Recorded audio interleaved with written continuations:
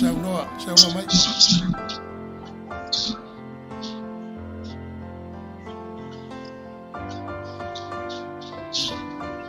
Tala. Ia saunoa whakeiloa i le maru whata smile tātou sauninga. I le suafa man malo Yesu Keriso. Awe ai lo leo whata wa ai whai ma fofonga tau moli le sunga le taitai. Li sauninga mamalo le mato ofisa whasalau. Ia olona spulu aile nei o sauninga talu ona amatalia atu i lungo le nei ala le siufongo le Taeao fo. Mato te whatalo whatu ai le aba malminga o tele lava i te tawai. Talofa lava. So if woman wia malelangi mamai le pa ia mal mamalo Samoa.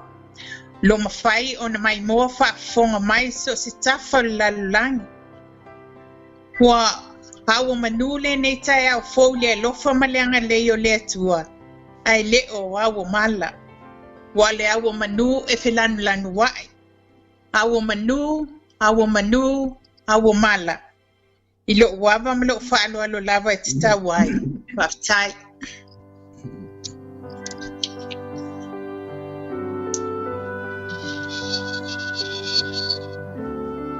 Ole tapo inga ele swafa malu ole tua tau tas paia. Le tama, le alo, male nganga sa. Ina wha longolongo maia o tau i leri. Ina loto tele ia.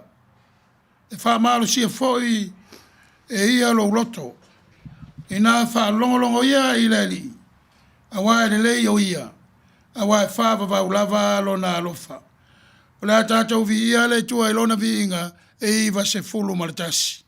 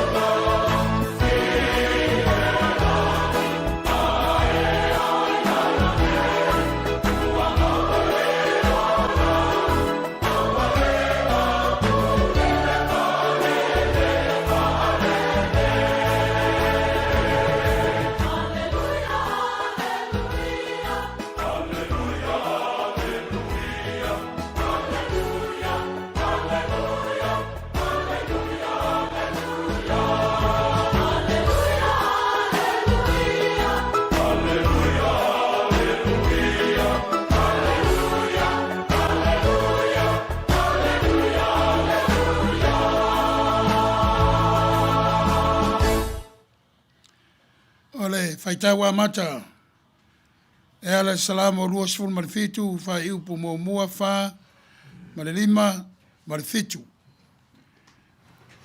Ole ali, olo mala maia, malo uolotanga. Wa yese o te fefe ai. Ole ali, ole malo sia olo uola. O te matau ea i ante ai. E tasi le mea o te ole atuai le li. O le mea lava lea o te sa ili atuai. I o nofo i le fale o le li ia so uma o lo uola. E ne ia o iloa atuai le matango fie o le li. Mo o sa ili ilo na mamaru. Awa na te whalilo. Ia Taeao I lona whale apitanga I le aso vale. Na te nā Taeao I le mea lilo I lona whale whita whai. Na te whae Taeao I le papa. Lea li e whaafonga mai I lo leo. O te wala au ia e alofa mai ma ia e tali mai ia. Amen. Tātou whaitau whatasi le talo le ngang pa ia. O le tua whetalai, o le nganga o le ola e whaavavau, o le tua e tau au ina o mātou ola I teimi uma, o mātou o mai e saili atu I lau fio e ala I le nei tāpua inga, e ia mātou sia e le whaafitai, le vi inga, le whaamanu, ma le whane tangatu mau I lau fio, whaafitai loa ma le lei ua mātou poto manui ai le nei asusa. Na ia mātou ori ma fia ai e sulaina lo mātango fie. Ia tu mau ia te I mātou le whātua tua ia Jesu Keriso. Toe soifua manu mālo mai leoti. I lona suafa ua mātou stalo atua I nei. Amen. O le a tātou te pese le pese valu le pese tātou te pese ai.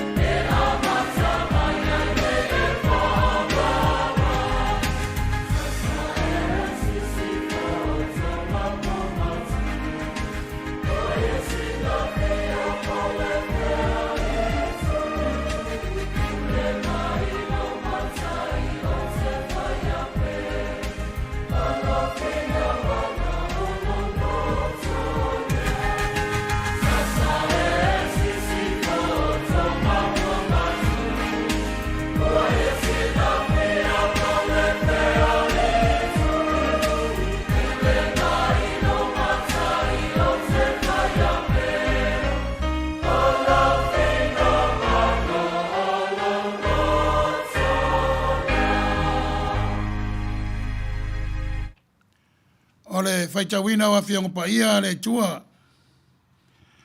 O le ngangana ingilisi. O le a whengailea ma le tiakono ia whaoso ai nuu. I le ngangana Samoa. Le ngangana Samoa le a whengai ma le tiakono whaoso ai nuu, ma le ai o Garden Grove, ia i le city, o me i le county o Orange. Au le ngana i ngilisi, o la whengai lea ma Anthony Joey Kendall, mai le ai o Willoughby, i le state o Ohio. Whaitawina wa whiang pa ia al tātou utua. O le whaitawina o le tusi pa ia. O le amaua le tusi e whai tai a te i tātou le nei amatanga o le vai aso. O le amaua mai lea le evangalia Ioane. O lona mata upo e sifun marfitu. O le a o whaitawina le whai upo mua mua se i whaangata mai whai upo e sifun martatu. Whafonga mai ai la pionga pa ia le atua. O whetara i atu ia mea e Yesu. O na tepa e lea o na whafonga i le langa. O whape atu. Lo ta mai o mai le aso. Tu mai ale mamalu i lo watani. Ina ia tu watu fo i lo watani i le mamalu i ate oi.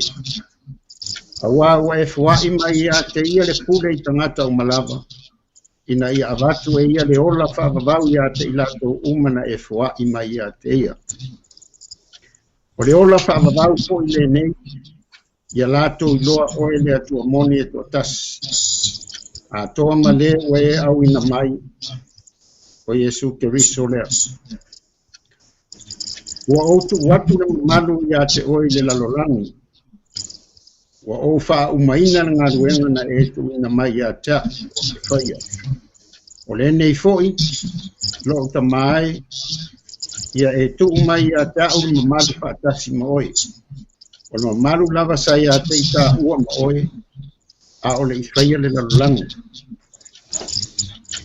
Ua o wha ari atu no tuafa i tangata na e tua ima ia tea u ai le lalolanga. Sa whai i la tau mou, wa e fua ina mai fo i la tau ia tea. Wa la tau tau sia fo i la ua fionga.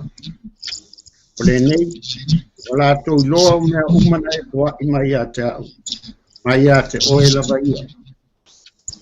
O upu fo ina e tu mai ia tea.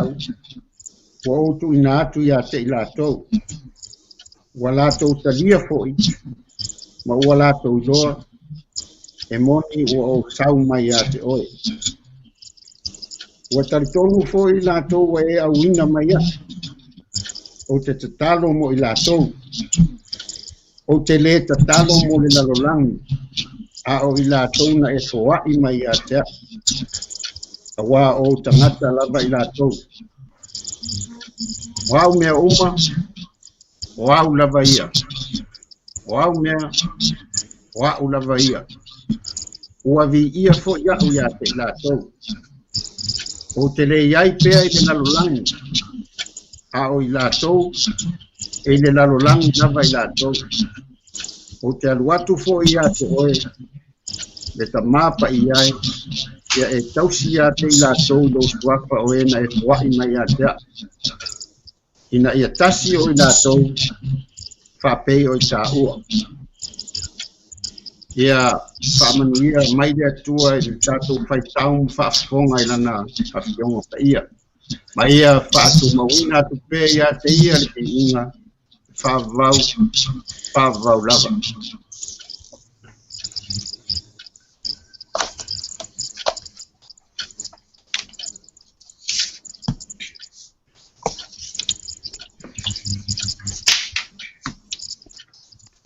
Scripture reading from the New Testament will come to us from the Gospel of John, chapter 17, verses 1 through 11. Let us hear for the reading of the Bible. Jesus prays for his disciples. Chapter 17. After Jesus had spoken these words, he looked up to heaven and said, Father, the hour has come. Glorify your Son, that the Son may glorify you, since you have given him authority over all people, to give eternal life to all whom you have given him. And this is eternal life, that they may know you, the only true God, and Jesus Christ, whom you have sent. I glorified you on earth by finishing the work that you have gave me to do.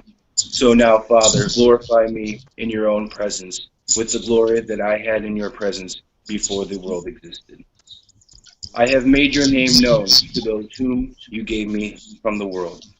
They were yours, and you gave them to me, and they kept your world.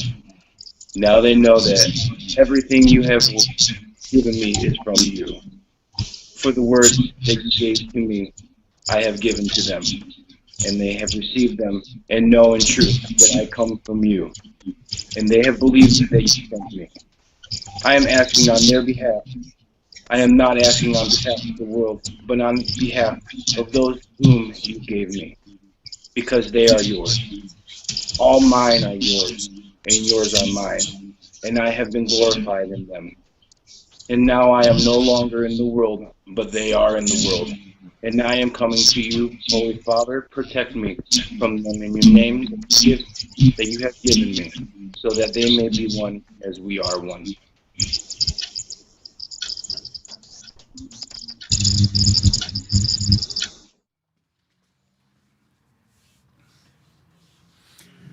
Taeao whaitau whatasi. Le tau tinonga al whatua tuanga ale au apostolo. Whapea ma le tau tinonga al whatua tuanga le UCC. Affirmation of faith in the form of doxology of the United Church of Christ and the Apostolic Creed. Tato whaitau whatasi. Ua o whātua i le atua tama, o le ona le malosi umalawa, o le na whaia le langi ma le lalolangi. O whātua fo ia Yesu Keriso lo nalo e tōtasi o tātou oli. O le na whanau e le nganga pa ia, na whanau mai a Maria le taupou. O le na pōpua ngātia i le pule a Pontio Pilato. Sa whasata roina, sa maliu, sa tanumia, na o ifo i se oli, o le asitolu na toi tūma iai na ie uoti, na whioa i le langi, o lo wanofo ia i le tūtau mtau o le tua le tama, o le ona le malosi umalawa, o le atoe whio mai o ia e whamsino i e ona atoa mai uoti, o whatua tua i le nganga pa ia, o whatua tua i le kalesia pa ia au whia inu uma, i le manamafutanga na pa ia, ma le whamanga roina o sala, ma le toe o la mai o le tino o le tangata, i le ma le ola e whavavau. Amen. We believe in you, O God, eternal Spirit, God of our Savior Jesus Christ and our God, and to your deeds we testify. You call the world into being, create persons in your own image, and set forth for each one the ways of life and death. You seek in holy love to save all people from aimlessness and sin. You judge people and nations by your righteous will. Declare through prophets and apostles, in Jesus Christ, the man of Nazareth, our crucified and risen Savior, you have come to us and share our common lot, conquering sin and death, and reconciling the world to yourself. You bestow upon us your Holy Spirit, creating and renewing the Church of Jesus Christ, binding in covenant faithful people of all ages, tongues, and races. You call us into your Church to accept the cost and joy of discipleship, to be your servants in the service of others, to proclaim the gospel to all the world, and resist the powers of evil, to share in Christ's baptism and eat at his table, to join him in his passion and victory. You promise to all who trust you forgiveness of sins and fullness of grace, courage in the struggle for justice and peace, your presence in trial and rejoicing, and eternal life in your realm which has no end. Blessing and honor, glory and power be unto you. Amen.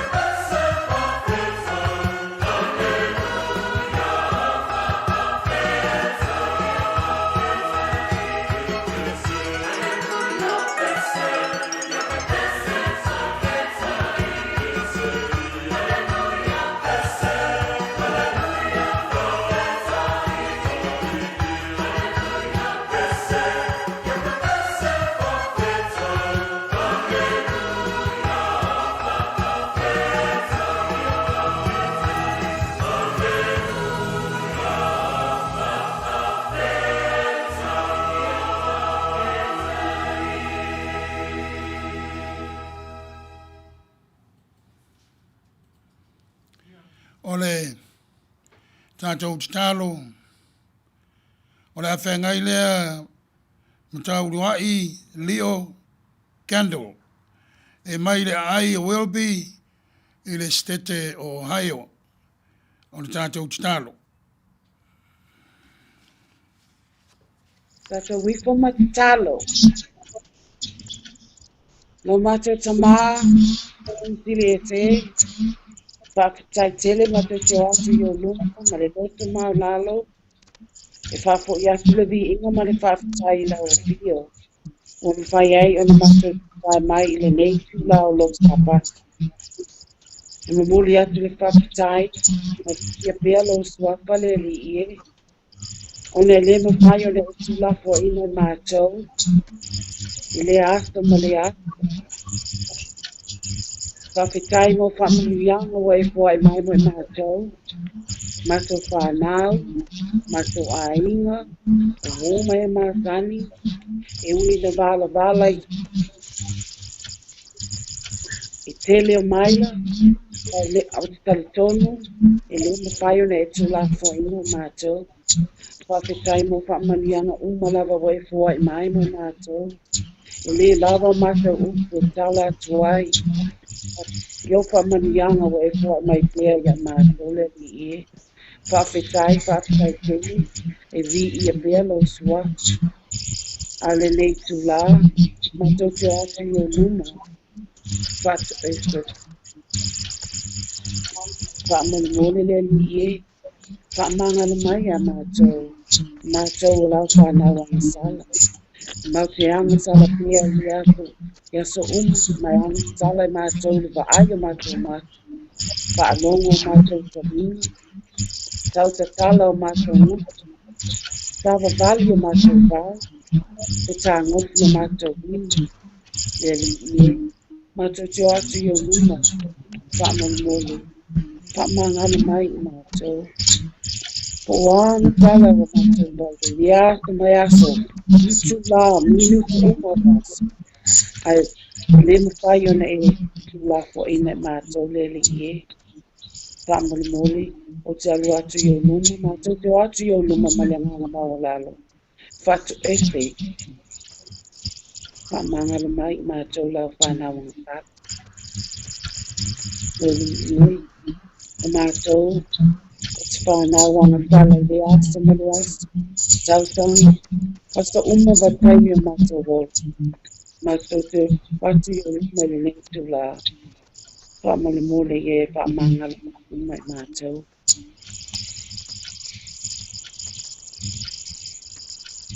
Whaptai tele.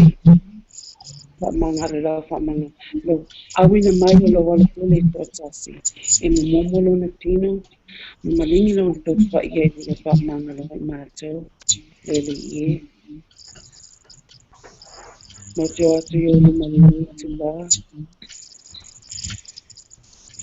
Pa malo.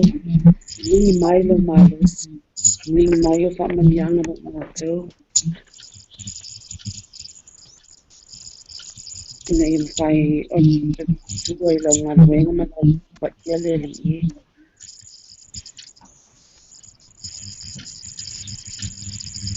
Ang mātou te tarulu ang mātou te whaka Yesu na mātou li na mātou paula. Amen.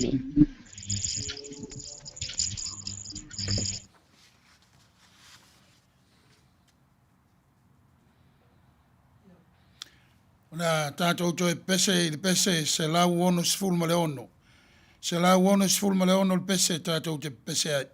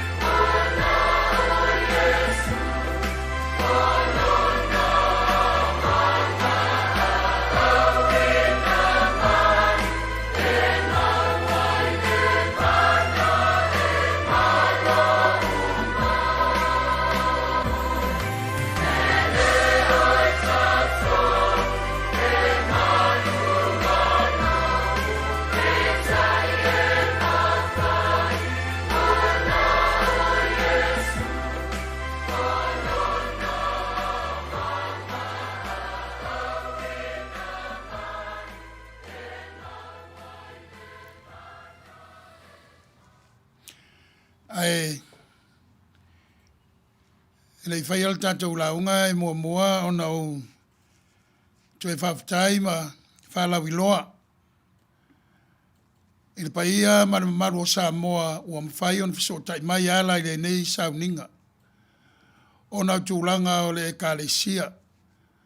O le siwfonga o le Taeao fou malana le tio whasalalau. E fou le tūlanga o le nei ekalesia. Pe ona sirisira le malu o le ai o le stete o Ohio. O lo alala ai ia le atali o Anthony Joey Kendall. Ia o ia lea sa whaitaua i le ngana ingilisi le tātou tuspa ia. Ia o le tātou titalong. Sa whengai ma lona tina o tau liai Leo Kendall. Mai lava le ai o Welby, Ohio. Ma mau no fuanga. Awa whaingo fie le tua. E le ngatai lea, o le tia kono o whaoso ai nuu. Mai le ai o Garden Grove. Ia, e le county o Orange. Ia, a o le mato state nei California. E le ngatai lea. O le tina tia kono sa whengai ma upu whawheiroai. Ilo o taupa ia ma le mamalu. O tala peili. Ia o ia e lala i le state Oklahoma. Le tu sai tua oi ma state tele o Texas. E fau ia tua inga e kalesia. A wai fau perfetalai mai o le tua. O mea sa natia. Mea sa tatou lei loa. A was sue le tua ma taitai nai. Le kalesia o lo ilalo le taitainga. Ale a wao ia tuila epa whaftai sua. O ia foi o le whatonu o le tātou wala leo. Mea lea e le nganga maulalo. E matuai lau whamalo ma le whaftai. E le mawhai o na tau whausia se ka le sia ilalo o le musumusunga le ngang pa ia. I whainga e fau. O le ka le sia mua nei tonu o le United Church of Christ. Ma le ekalesia whapotonga ke wisiano Samoa. Ua whawai, whausia, ma manuina i le nganga o le li. Ia wala e le iwi. Asaina mua e se tasi. Mele tātou tisia e le vi inga. I le tua. Ona oanga ana whainga poto ma ana whainga loloto. Ua mawhai ai on tātou poto. Ia e osi le nei tāpua inga. Ona o tūlanga o le whamai e pei ona ese ai tūlanga o le tātou watunu nei. A misi foi ona territory. Wai ese le maalosi le whamai. I le stete ma le stete. Pei taiane ia ua le tau fiailo o tō nau e tāpua i le tua. Ma tawa tūlava i o tō whonga mātango fie ia wala o tātou maua. Le nganga o le li o utufia ai lo tau soifua e ala le nei sauninga. I apologize to you, Mrs. Kendall, for the language. And I do believe in the future I will prepare a manuscript in English to meet the needs of your family. But I am very well confident that you will share the message that I will preach to them in the English language. So may the Spirit be with you and your family, and may not the barrier of the language stop the Spirit from inspiring and inspiring members of your family. And thank you so much for being part of this service of worship. Very unique. The dynamic that God has shown us was unforeseen in the beginning. But here we are, once again, worship together in a virtual way that has never before done, but it's possible. Thank you again. Ole, tātou launga le sua whamaru o le tual te mā, le alo marengang sa. Amen. Mulmuri lava le tusifata waso, le United Church of Christ. O isfo taimi o mato mulmuli le tusifata waso, le ekalesia va potonga Cristiano Samoa. Tusifata waso la le UCC, ia o le manatu autu o le Spirit of Witness. Po le anganga o le mol mau. O le sale nei o le sale I fitu ai a sa o le seta. Taeao se tasi o a sa whailonga ina le tātou watunu I Amerika nei. Whamanatu ai le soifua tautua. O ana tama whanau I taua o mawai se o mai lava le taimi nei. E le ngatai lea o tangata uma. Tātou te whātāua ina. Wa wila to uma wa whailangi turinga sia. Pa wa mapu mai tia sa. Whelanu wa se esele bala wale tūle soifuma le ola o tātou tangata. Tā ua uma ia tātou le aso a Taeao. Mo e pele ua iai le vavau ma le wha vavau o le tua. Lua o le stofi. O le aso lea e tāpena ai tātou. Mo le asa mo le Pentecost. O le Ascension. It's on Thursday.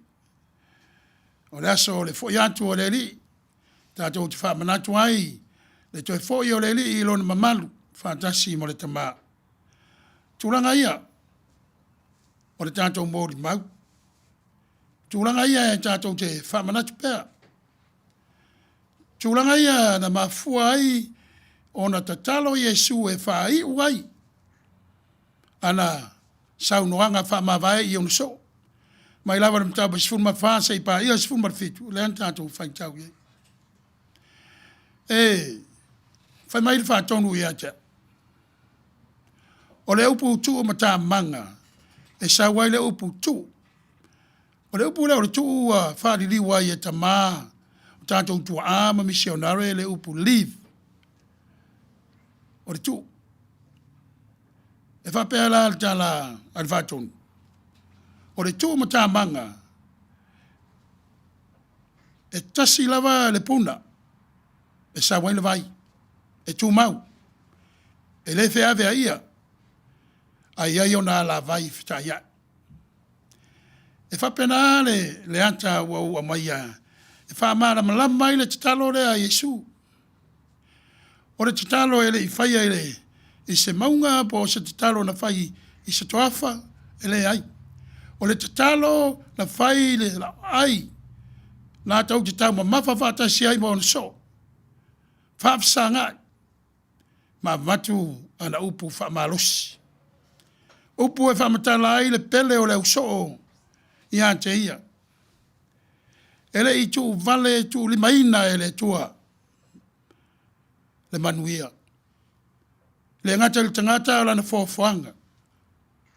Lea ua whamata la tala ai le matautia ma le mamaru o le tu I le vāo le tamā ma le atali.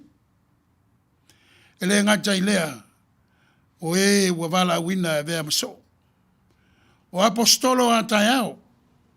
Whengai ma whaingtā ma popuanga. Pei ona whengai lo tāta wali. Ma whaingatā ma popuanga. O upu alofa. O upu e tāpena ma whalo tutele ai le au so.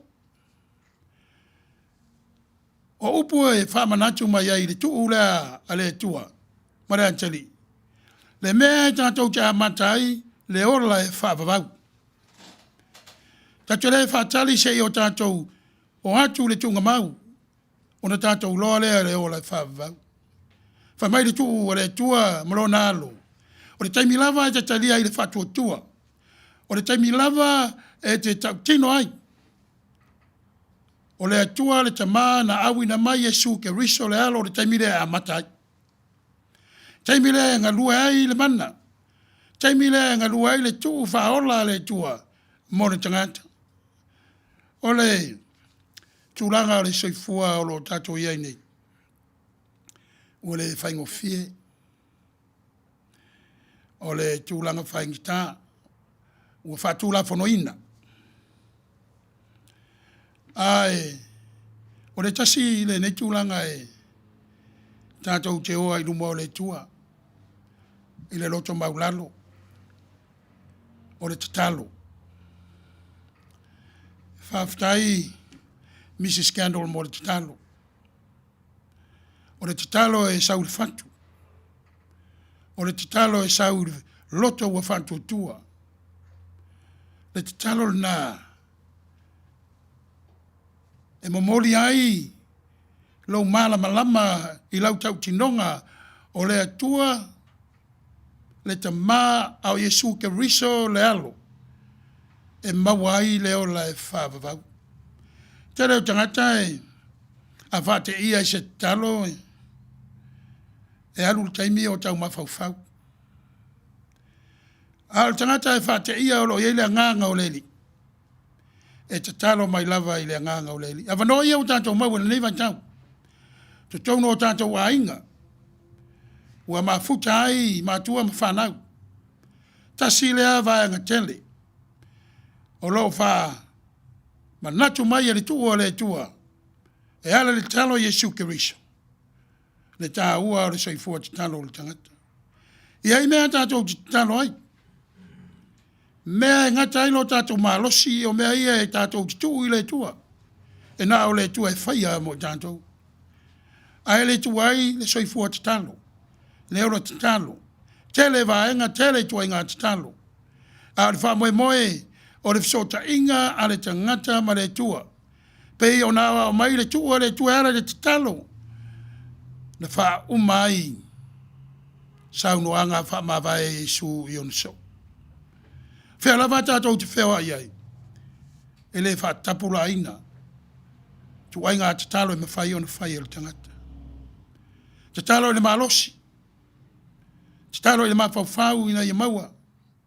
E mawhai ai o na ngā rue ina. Ngā ruenga e se ese wa. Wala wina i tātou. E whai mo tātou whai walo filima. O mea ua le mawhai o na tātou whaia. O mea ia tātou te la whai. I whatou tua ma le wha moe moe. E na o le tua e ngā rue ina. O le wale tātou wha moe moe le nei van tau. Wa ufti ai tātou i le wha mai whai ngatā. E na o le tua i ona taimi. Tātou te maua ai le manino ma le tali e tui na mai a te tātou. O le talo e wha umai se vaenga tā ua. O le tōtele a ia tasi. E pei o le tamā ma le atali tasi. Tasi le nganga. Tasi le wha moe moe. Pei vai o le ata o nei atunu. Tele a watasi. Tasi le wha moe moe. Tasi ina ia sa ili le manuia. Ai le whaingo fie. E le whaingo fie le tanganta o na soifua. Po te tonu alo na inga. Po te tonu o se kampani. Po te tonu o se malo. O na maua le tasi lea. O le tasi lea. Na o le anganga. O le tamama le ateli e ngalo e ina le tasi lea. Le sinei lu tau o. Le au keusiano nei on po. Alu le taimi o fetusia i o lantou lima i lea ma lea ia po ai e sao a o ai o lo i ai le mea moni a o misi wa vese ai le avanoa tātou te whatino ai o lo ngā ruru e pēr e ka le sia ala i ngā ruenga wha misionare pei voi o ngā ruru e ka le sia taitasi e sa moe nei vai tau wa le mawhai o na whaafsanga i tampua inga. A lo whea sia i awa noe maua. O lo fitu whai. O lo iai lea ngā ngai tasi. Wheanga le iai. Ma whetau sia. E ala i lea lofa lea. Na whaadi mai e le tua. Lea lofa lea wa tuu e le tua. I lana whawhanga. Ia e maise o i tātou lea o whaatu tua. Whea lava tātou te anga i ai. e le mwhai o na tātou ato toa, e au noa ma tātou saili wha moe moe, e ala ia tātou titano. E lua vahenga o tu. Wa o tu e tātou te mawai le upu tu lima. O lima ia whaia ngā ruenga ma le wha moe moe, o le ngā ruenga le tua. A o le whawai, o ngā ruenga ia a o le tangata. Mawai sau ma le upu vai. Vai e la, vai e tā moe moe. Vai e ma fuai o ni tātou loa ma le wha maoni. E le ngata ua tātou maua le tua, lofa le tua. A ua tātou maua le wha vai mai le tua. Le wha vai e tātou te iloa i le ola e wha vau. O le tua o le tamā, e tasi la ua ma le atari i o Isu Kirisa. Tātou ti tau tau, ma tātou whātua tua, ma tātou ngā rurue puna wai. I wāla au ese i lo tau soifua ma le tātou wola. Ma vai rea feo tau sanga o tātou tau nuu mai le lua sifuru tau sanga taru tala le lei. O lea fo i le titalo tu mau a Yesu mo i tātou uma. O le titalo e tasi a yafe. E le suia lo na moni. E le suia le wha maoni. E le suia lo na wha vai. Ai sui lo na wha di mai e mafuai o na tele. O ala vai ese o lo feta lai mai ai lo tātou utua. Ia, tu mau, lo tātou nofo ai maota malawa ili nei vai tau. Fea lava le tawhara rao langi o lo tau pāpā ao, ma le nofo ai, ma sa ili ai manu. Ia tātou mantua le tatalo, le nei na saunia Yesu, mo na soo mai tātou. Fai mai o le taimi, o le lātou tō tāma whitanga o le paseka. Taimi tāua ia o ainga i le afiafi. Ma le Taeao.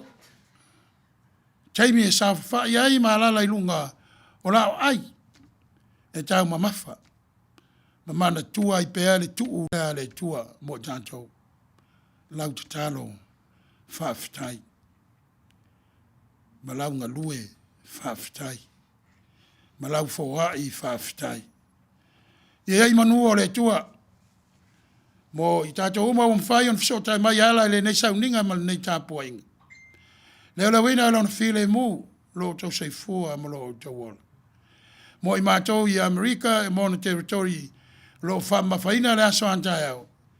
Ia, manuia le aso whamanatu po le Memorial Day. Tātou te valevale alofa ai ma mantua. O e pele ia te tātou. Tā oto mai tia sā. I le soa whao Yesu Kiriso. Amen. O le a tātou whae ule nei sauninga i le pese wa saunia, wa saona oli oli. A mai alea. Pea uma le talo whamanuia. O na toi fo i antu lea o le avanoa. I le a whionga le tia konu tina i a talapeli. Ia mo tūlanga e whamai ai le tātou mawhitanga ma le tāpua inga. O le tātou pese, se lau whāsi furu ma le whā. Hallelujah.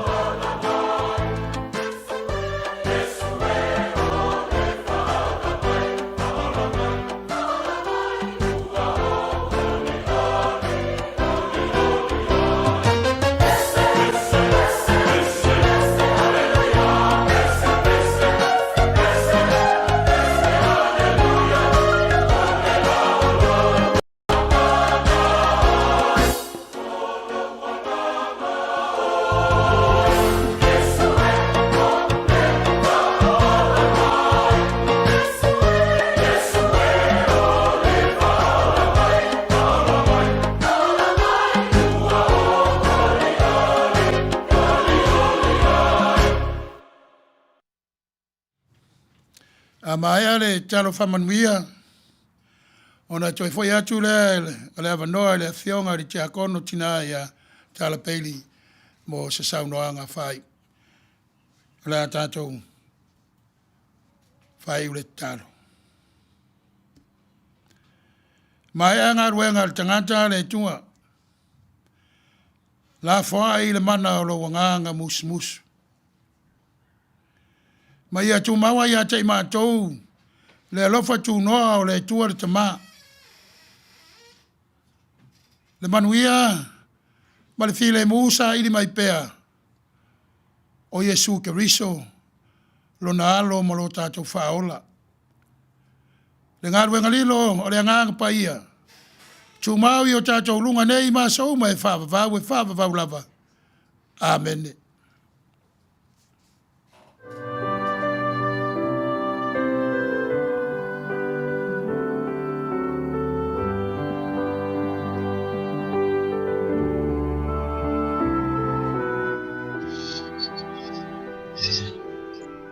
Ia, mamad pe ia le aitu le oa. Le tua sili ese o lo ofie le langi. Whaftai o le ua e le whaiva. Wai o foi le upenga. Wala foi mea maa tutu i le tali.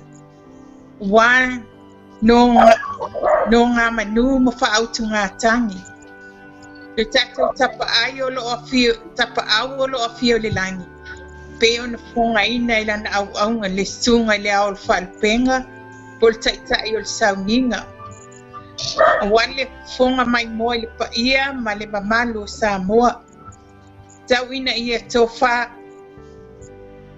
mo na ina le finangalo ma fa moe ia ola la usi ma fua mai ini fua ia nga ai alofa le atua ko a ina ma wetele mai esang whaatamau a inga lau sunga whaafeangainga.